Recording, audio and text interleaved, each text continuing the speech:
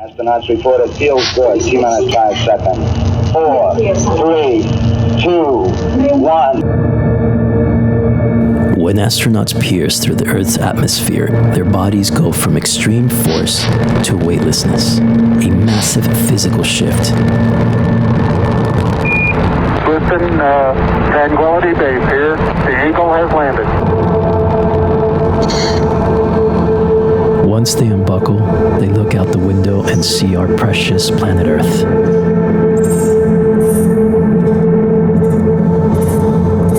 This perspective leads to a profound cathartic experience, even transcendental.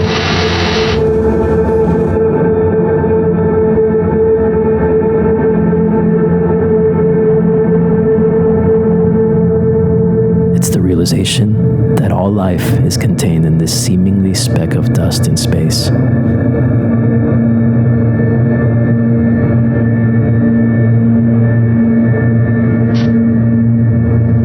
It's the realization that we are all connected. A beginning is a very delicate time.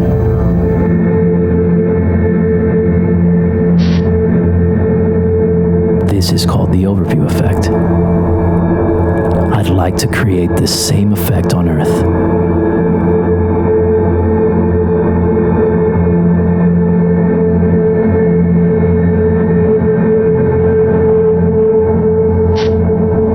Will you join me?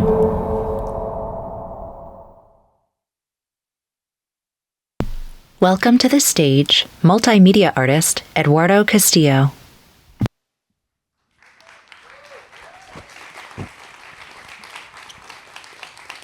Thank you for being here. This is a very special opportunity for me to share something that I've obsessed with for some time. Become extremely passionate about this concept of the overview effect.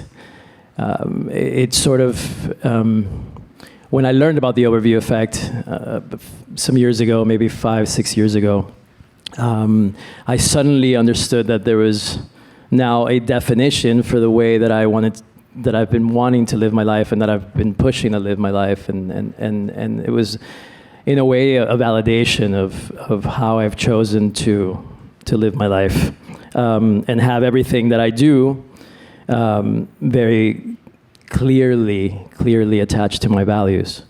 And what started happening was, as I was performing and on stage, and I had really interesting people approach me about how they felt about the performance and their involvement in the performance.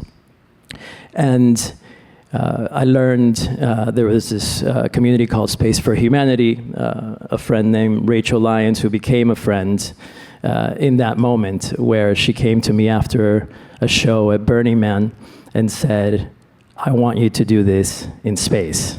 And I was like, "Who are you?" And yes, but never. That wasn't in the plans ever.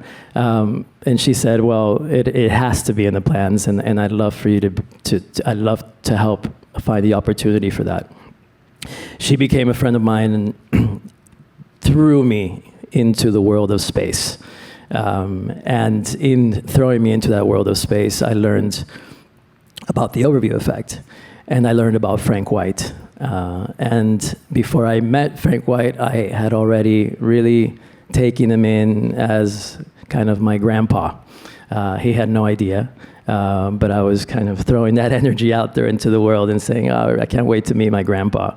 And I met my grandpa through these amazing friends, Mary Liz Bender, who also brought me in, just thrusted me into the space world after a show in Miami.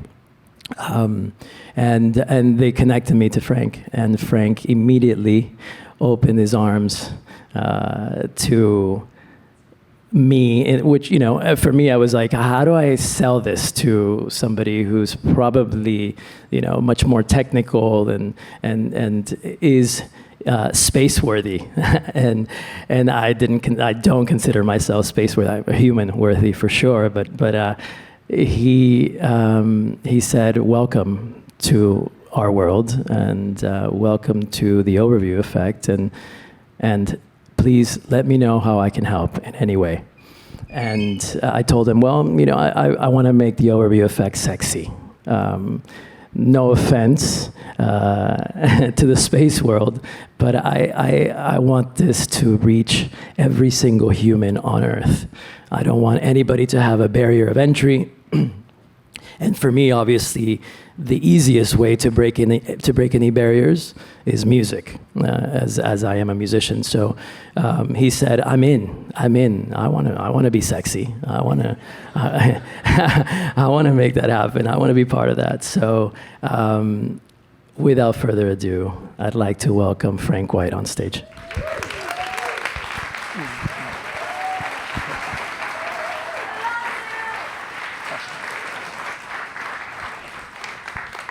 Here he is, Grandpa Frank. So, Frank, welcome. Thank you. And thank you, Eduardo, for inviting me here. It is a culmination of a long journey, and I think it's going to be a much longer journey together. I think it is, yeah. And I was telling him backstage, I was telling Frank that one of the things that kind of fuels me to continue to do whatever it is it feels right is to see things come to fruition, right? And then, my beautiful girl always tells me that I need to manifest, and I need to manifest because that is very powerful. And so I manifest and manifest and manifest, and this is 100% a product of that manifestation. And so when it comes to fruition, thanks to Jody and the beautiful Summit crew, and Brett and all the founders, when it comes to fruition, then what that does to me is say, okay, what's next? Focus on that, but with the help of amazing humans like Frank. We are going to have a look at this story of what the Overview Effect, how it began and its origins. Frank, these are two very important pieces of information. Can you tell us a little bit about them?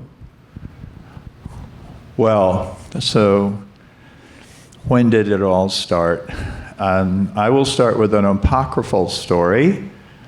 My first cousin, Ann Howard, tells me that when we were growing up in Mississippi, we were sitting in a parking lot waiting for our mothers to come out of the grocery store. And I turned to her and I said, "Ann, do you realize we're going to have to leave this planet one day? Planets don't last forever, you know." Well, I don't remember that. If she says it's true, it's true. What I do remember is when I was 10 years old and my family lived in Germany, my mother came home with this book called Stars. And she said, "I think you might like this." That was kind of an understatement. It blew my mind, really. Oh, wow, look at what's out there. My goodness. Stars, planets, galaxies. I'm into this. And I started with astronomy. I loved astronomy. And then when Sputnik launched, I wanted to be a rocket scientist. And like all my friends, we were building rockets which were like blowing up in the front yard. And then, of course, astronaut. How do I get to be an astronaut? And so all of those things happened.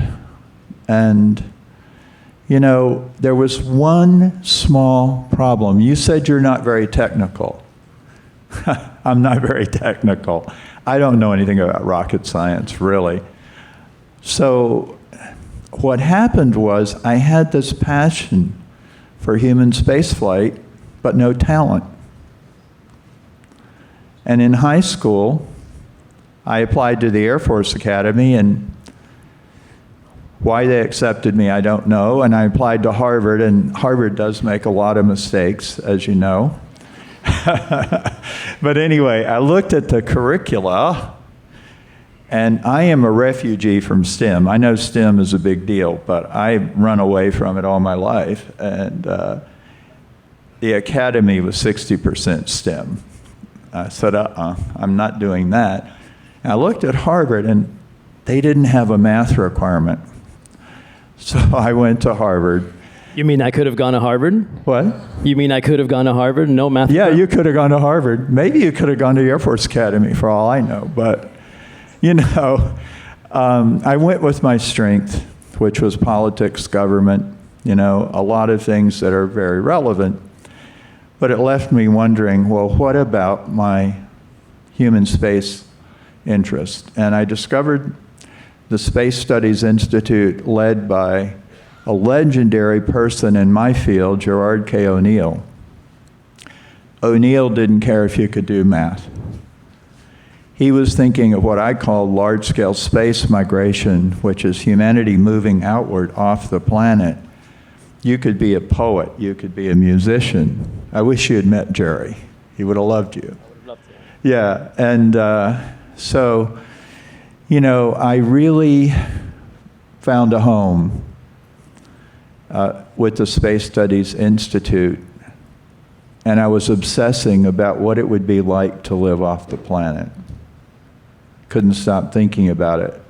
Flying cross country, looking down at the Earth, I had an epiphany, and it was... An overview effect? Yeah, I had a mild version of the overview effect, and it's in my book. And, I thought I would experience the overview effect. And, it just hit me like that. And it's important because the overview effect is an experience. And I started with an experience. And just to sum up, when the plane landed, I called NASA and I said, I have to interview all the astronauts right away. And the guy said, that's funny. The astronauts are busy flying in spacecraft. But if you come to Houston, I can give you two. Two, not enough.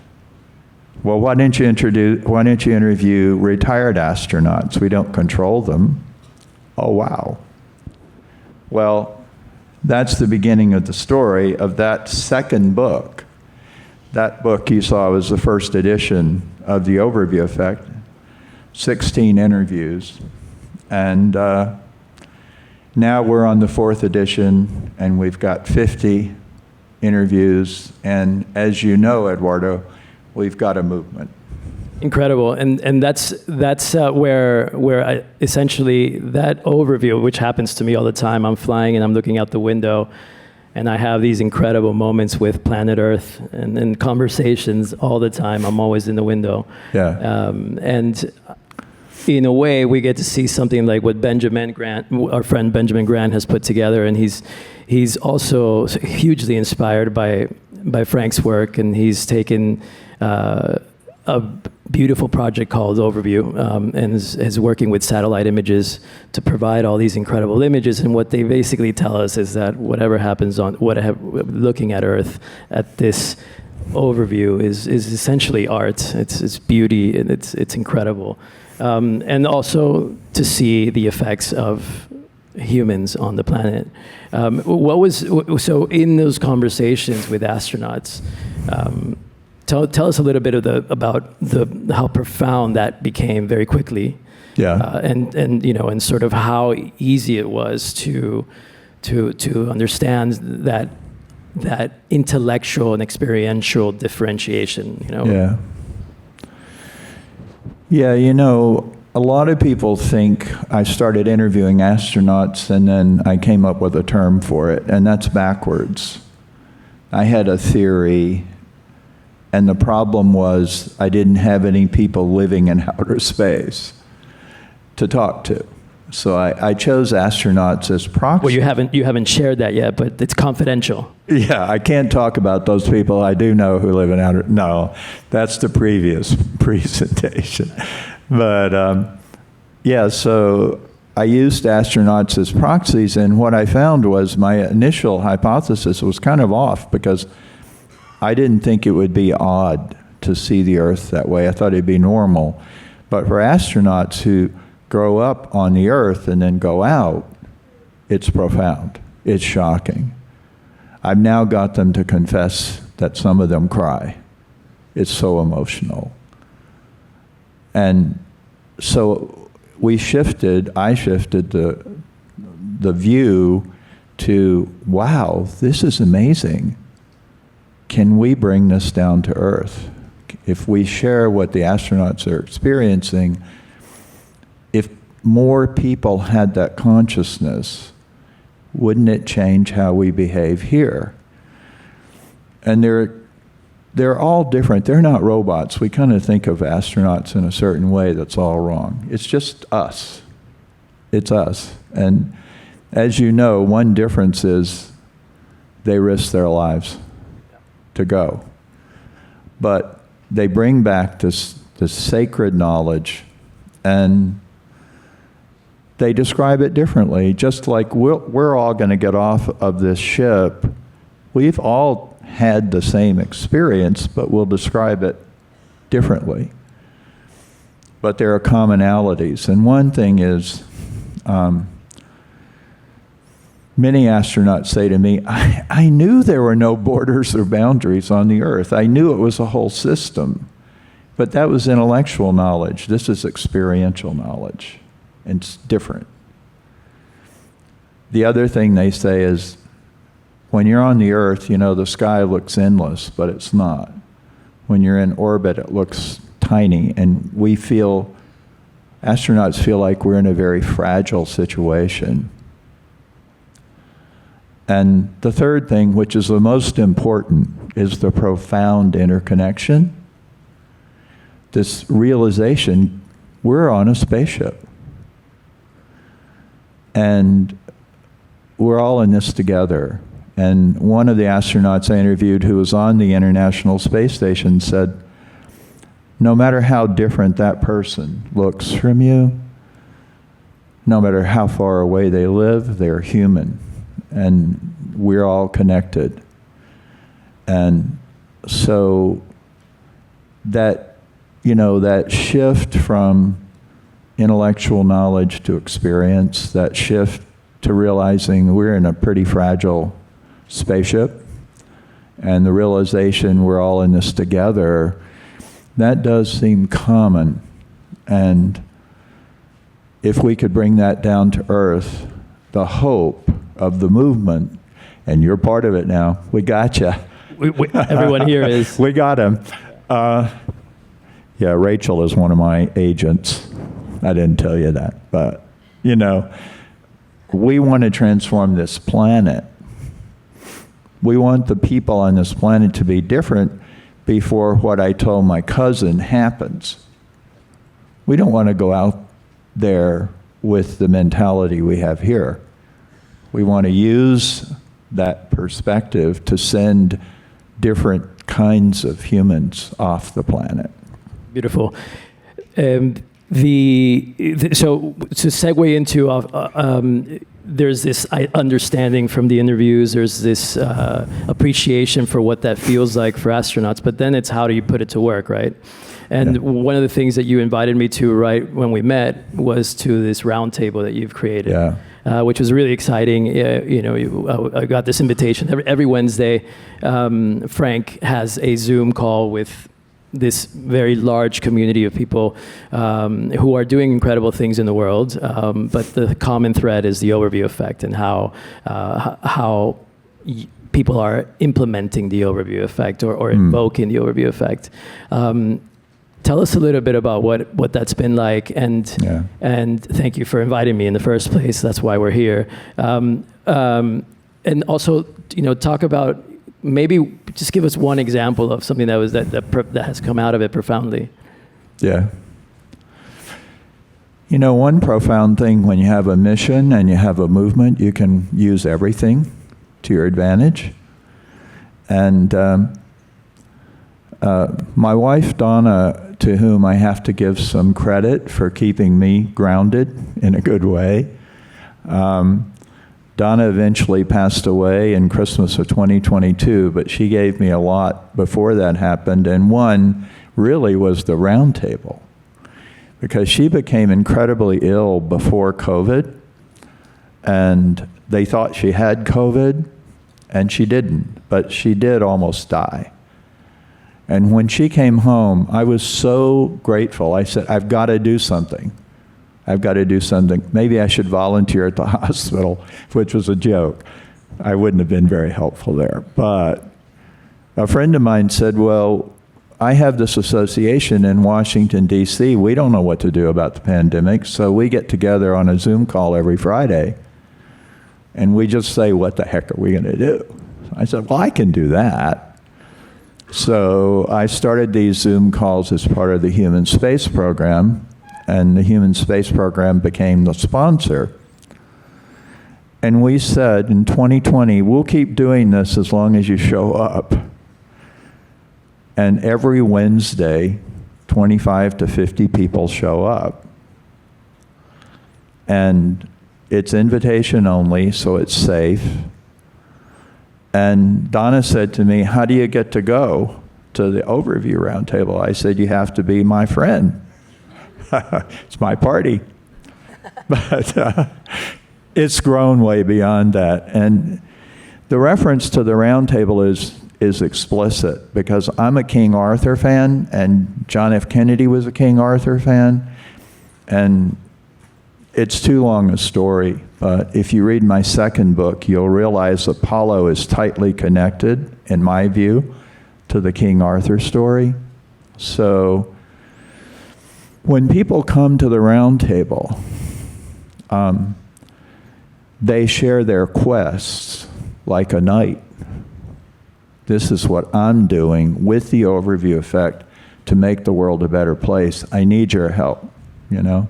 That's the beauty of the roundtable. When I got on it, I received a ton of emails after of immediate collaboration of how do we work together, how do we join forces, it's really an incredible platform for what it kind of solidified my idea of what I think, how I think the overview effect should exist in the world, which is essentially, without going too far, it's a movement, but it's almost like a religion as well, where you go to church. This roundtable is sort of like you go to church, and like a concert, you go to church. It's an opportunity for people to gather their thoughts and really just hone in on one thing, which is the overview effect, which to me is all-encompassing.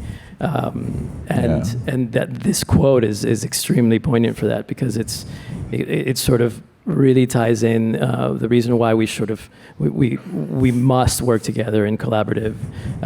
That was the beauty of the roundtable for me, for sure. You asked for an example, and I asked the roundtable to give me some examples. I got quite a few, but one is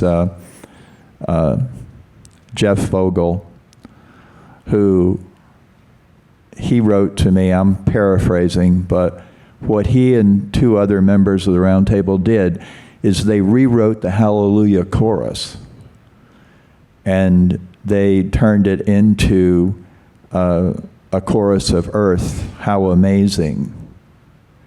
And they used the iconic Earthrise image, to bring this out.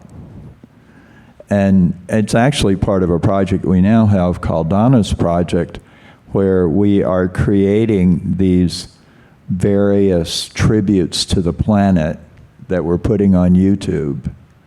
And just quickly, we have another roundtable member who's working on the housing crisis, and that that was a beautiful one that I really enjoyed reading about. It's the magnitude of the igniting of the overview effect through a housing project, to me was just incredible. I want to show some clips of actual astronauts. I wish we had them on stage with us. We will eventually. I've been lucky to have at least one on stage performing with me, and we'll see a little bit of that later. But I want to show some clips of some NASA clips of what's going on, actually, what's actually happening in space, for those of you who haven't been able to see these. Several of the crew members never looked outside the cupola before. I would bring them one at a time to the cupola. Tell them to close their eyes, open up all the windows, the shutters on the windows, and then tell them to open up their eyes. Cerebrally, I knew that this was going to be a life-changing experience. I knew that the view was going to be amazing. And I will never forget that sight.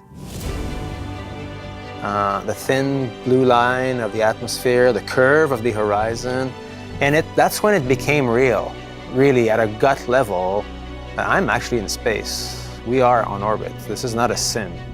This is my eyes looking through glass at Earth from space. It was almost overwhelming. And so I think it's kind of overload for your brain and processing all of that at once because it just isn't used to that.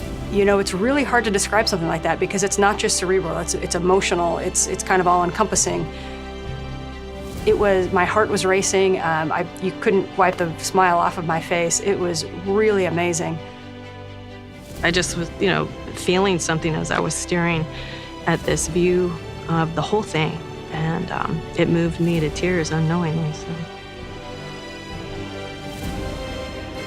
In that instant, when you're overwhelmed with that vista, when your eyes see nothing but the beauty of the earth, every single crew member that I brought in there for that exposure cried.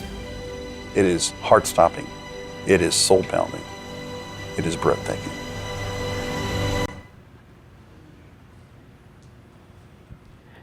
How is it to talk to astronauts and have them tell you this? I mean, I would probably burst into tears. I'm a softie. I really can't imagine just having somebody express what that must feel like. Tell us what it is to be in a room with astronauts when they share that moment, and how much do you have to push to actually get them to describe the overview effect? Is it something that they are dying to share, or is it something that they hold kind of deep, more introspective? Tell us a little bit about that experience. Yeah, there are two answers to that question. I started with Apollo astronauts, and now I'm up to commercial astronauts, Blue Origin people, and so on. And in tribute to Sir Richard, Virgin Galactic astronauts, too. Well, I feel really blessed to have an entree to these remarkable people. As I've said to you before, they are like us in so many ways, and yet they have achieved so far beyond where we are. And I'm always awed, and I'm always grateful. Oh boy, you're going to talk to me. However, I found they're eager to. Tracy Caldwell Dyson, you saw there, she was in the cupola looking out.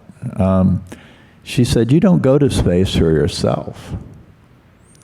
The astronauts, this is what touches me. They feel like they're doing it for us. They're doing it for Earth. They want to tell their story.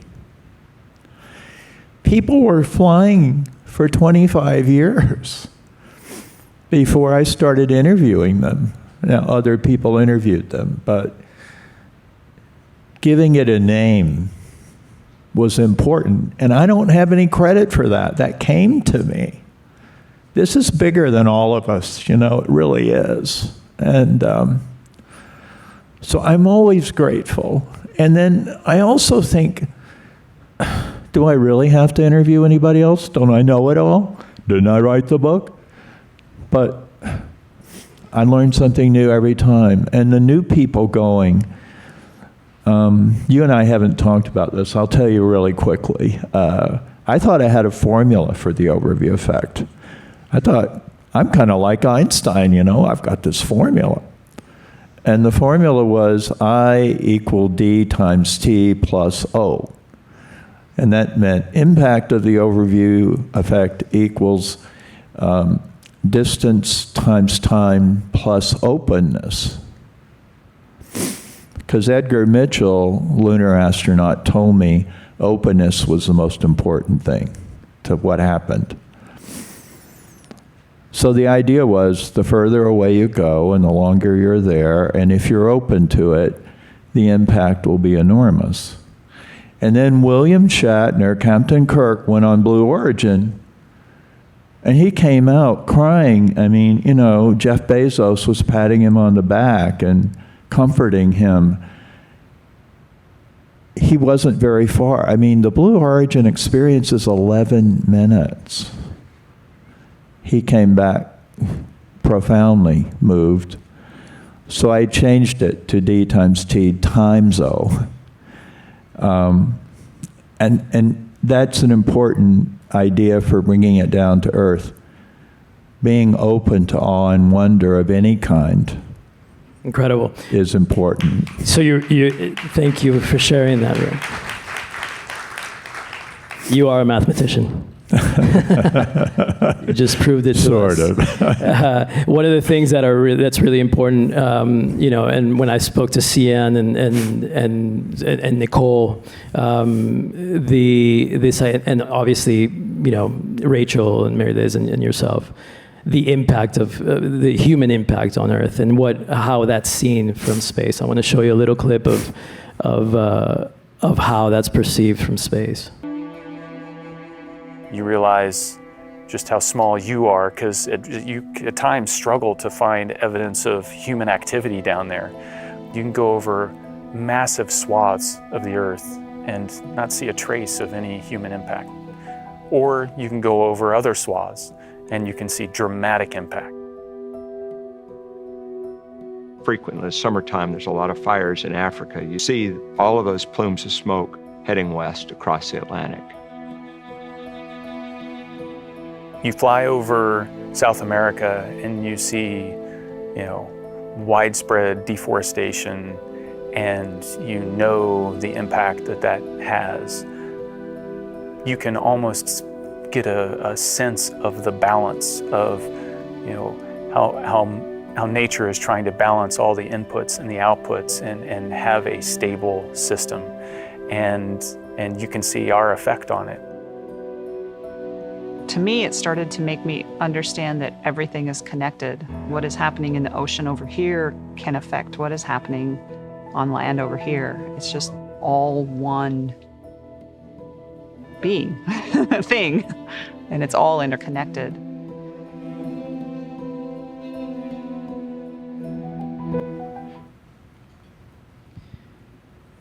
So to me, that's,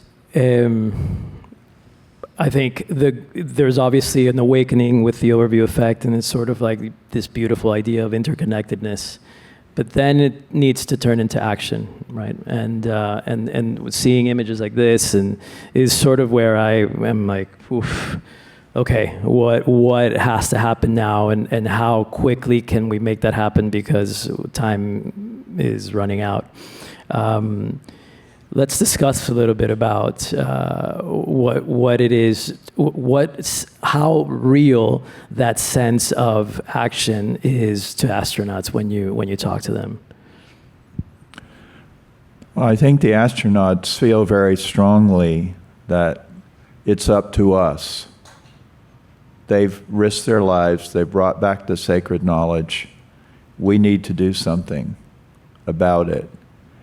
And I've coined the other term, terranaut, for a person with this knowledge who hasn't gone yet into outer space. And like with you, Eduardo, I'd like to hear you talk a little bit about why you decided to do what you're doing, you know, because you don't really have to be an astronaut to make the change we need to make on Earth. You need to, yes, you need to go into orbit or take a suborbital hop to have the overview effect. But the effect itself, or to have the overview, but the effect itself can be produced in many different ways. And you're doing it. To me, you know, and we discussed this yesterday as well. You know, we have a beautiful project coming up. My dear friend and brother Kafir and I are kind of launching this idea of creating this wonderful experience for humans on Earth, but that's tied to action and purpose. And when I realized that the overview effect existed and you had coined it, it defined everything. You know, it sort of put a label on it, and essentially, the label is you know of something, you intellectualize it. Once you experience it, there's no turning back. There is just simply no turning back. And that's sort of the call to action, right?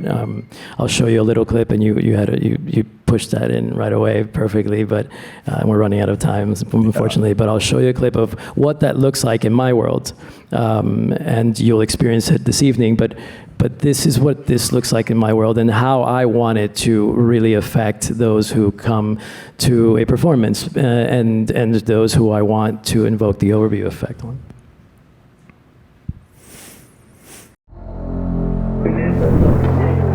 What's out there in space? Are there better worlds? Do we really need to look elsewhere? The answer is no. We must look in front of us, below us, around us, here on Earth.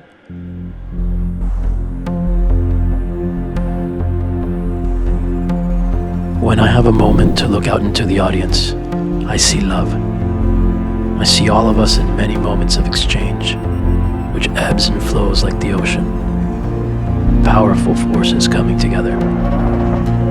Each individual bringing with them a past, but fully engaged in our collective presence.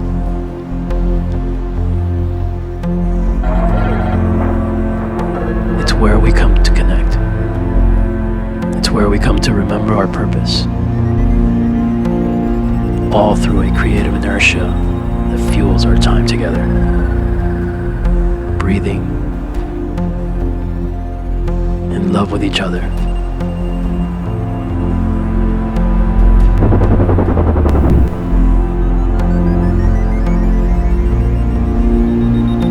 And our planet.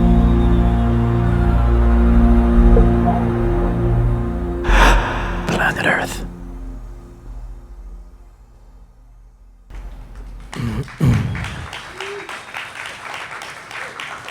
Soon I'll have Frank on stage dancing and moving with me.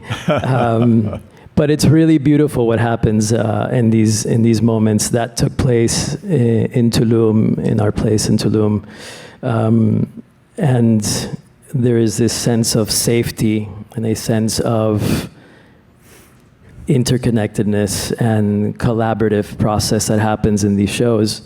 And I truly, every time I have these concerts, really believe that I'm invoking that overview effect, because quite often after these shows, people come to me and say, how can we help? And that's really encouraging and really inspiring.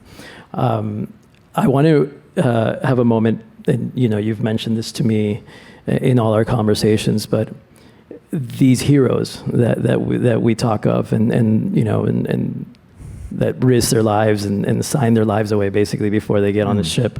Yeah.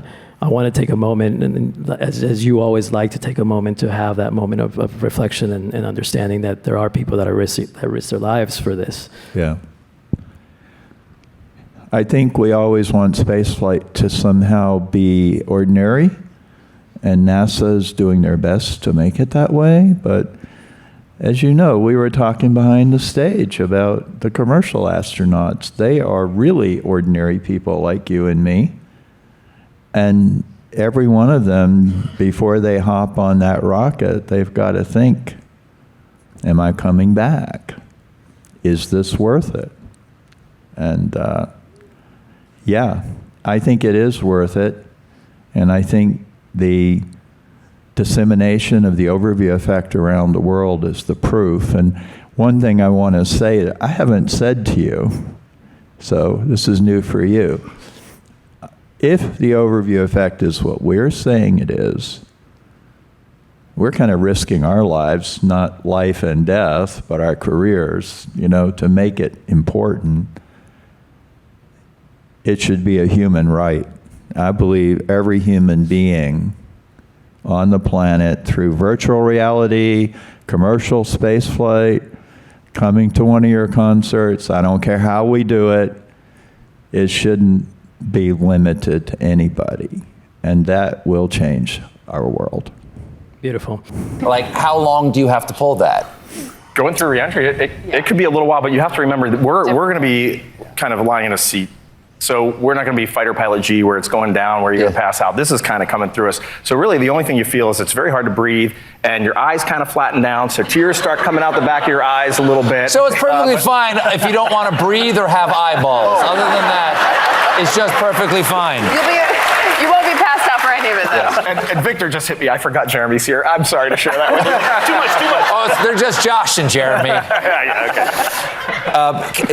Christina, I can't imagine the beauty of the Earth. Like, this is the shot from the cupola in the International Space Station right up there. And I really like to watch the live HD cameras that are on the ISS kind of soothe me during the day. I'll just keep it up on my computer screen. But explain to me what the overview effect is. You know, it is absolutely gorgeous. Overview effect is when you're looking through that cupola, it's like the bay window looking down on the Earth, and you see just that, the Earth as it exists with the whole universe in the background. You see the thin blue line of the atmosphere, and then when you're on the dark side of the Earth, you actually see this very thin green line that shows you where the atmosphere is. And what you realize is every single person you know is sustained and inside of that green line, and everything else outside of it is completely inhospitable. You don't see borders, you don't see religious lines, you don't see political boundaries. All you see is Earth, and you see that we're way more alike than we are different. Well, I love it. That's a really amazing clip. And you've interviewed a couple of those astronauts. Yeah, that's the Artemis 3 astronauts. They're going to go to the moon. They won't land, but they'll circle and come back. And Christina, I could have written that for her. I interviewed her at NASA in 2019, and she said it perfectly. I can't say it any better. And that's a big deal when she was put on the set she was put on, like, zeroed in on her, and Colbert was really, really funny about with that whole clip. It's amazing, but the rest of it is really, really awesome as well. I want to tap into, we only have about 4.5 minutes left, but I want to tap into these sort of final closing moments of astronauts in space from this NASA interview, and then I would love for you to reflect on that a bit more, and we'll close with one last clip of a Virgin Galactic flight and what that looked like. It takes a lot of energy to describe what it's like up there, because there's so much of your emotion built into it. I think the best way to describe it is that your viewpoint changes. You can look at the same thing, but it changes the lens through which you see it. And that acute concrete realization that we belong to Earth and not vice versa, it's kind of a mental shift to see that we just nowhere else we could go. I think if you're not a conservationist before you go to space, you're at least partly a conservationist when you come back, because when you see how thin that atmosphere is, that protective layer that we have here, you think, wow, we really have to take care of this, because it does look so fragile from space. I think I felt that need to protect it even before leaving it, but it definitely does resonate even more loudly now, having seen it myself, and how stunning and beautiful it is. All of those unique ecosystems, everything's connected, the land masses and the ocean masses and the atmosphere, and we are all in it together. We are all down there. And so I think that's the most important thing that I would encourage people to think about, that perspective. I think you get a sense of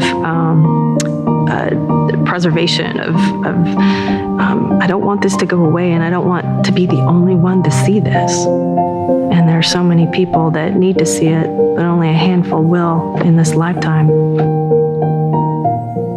You know, I remember coming back from all my missions with that sense that, we're all connected, we're all people. And I thought about, why is it that we do have conflicts? What is that separates us from one another? If you could get 7 billion people to go up there and look down for just even 30 seconds, you would change them, all of them, forever.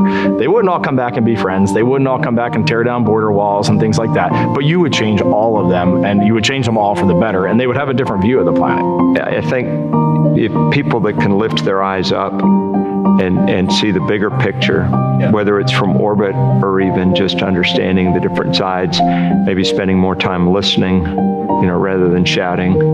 And that's what I want people to find. I absolutely found that in the experience I had in space, in the simple facts of us living on a planet and all being earthlings, and the only border that matters is that thin blue line.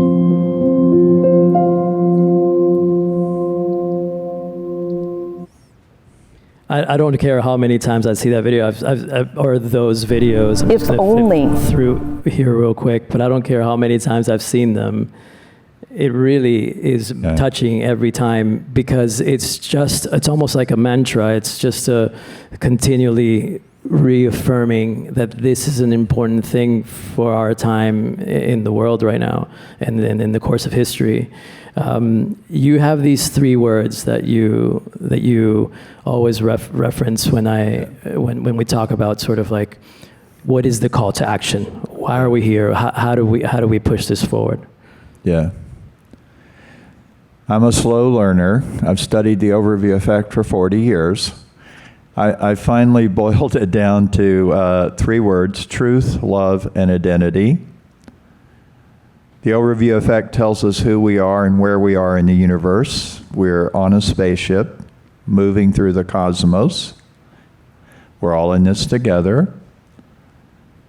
It's about love. It's about love of the earth. You may never go into outer space. If you've loved somebody or something, you know what the overview effect is about.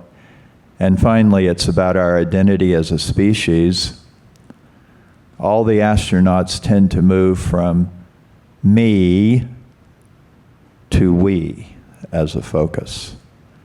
And that's our call to action, is to realize those 3 things. Thank you so much, Frank, for trusting and letting me bring you on a board full of crazy humans. Jody was asking Frank earlier, how are you feeling? And Frank's reaction was, well, this feels like Earth, but and it feels like Earth conditions, but these humans are different. And he shared something with me today that was really beautiful and really, really inspiring about his joining us yesterday at the DJ set at Sunset, where he didn't realize that he wasn't prepared for that experience. That was really beautiful. Yeah. I'll leave you with a last video that I think is extremely appropriate. It's a Virgin Galactic video of the overview effect, and I'm not sure if I have it here or we need to cue that video. Here we go. Thank you very much for being here. Really Thanks, everybody. Many astronauts have stated that they felt the overview effect, that cognitive shift in awareness when we see how fragile our Earth really is. When we see land with no borders, we realize how divided we've really become. And when we see our planet in all of its brilliance against the darkness and emptiness of space, it really is a call to action. Feather handles coming out. Virgin Galactic is ushering in this new space age in a quite spectacular way. We're offering the opportunity for hundreds, thousands of people, non-professional astronauts, to see the Earth from space. You're clear to unstrap. When we reached apogee and I saw the curvature of the Earth, I just couldn't believe I was in space looking back at our amazing planet.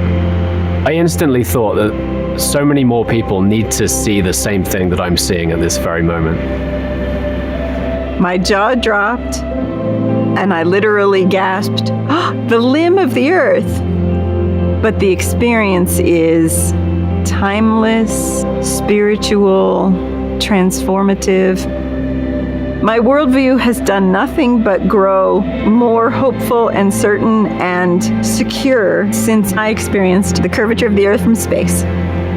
It's a powerful feeling, and it doesn't happen all at once. It happens during the flight, after the flight, months after the flight. I'm still reflecting, and I still feel the impact of that moment of seeing Earth from space today. Thank you very much for coming. Thank you, everybody. For being part of it. Thank you.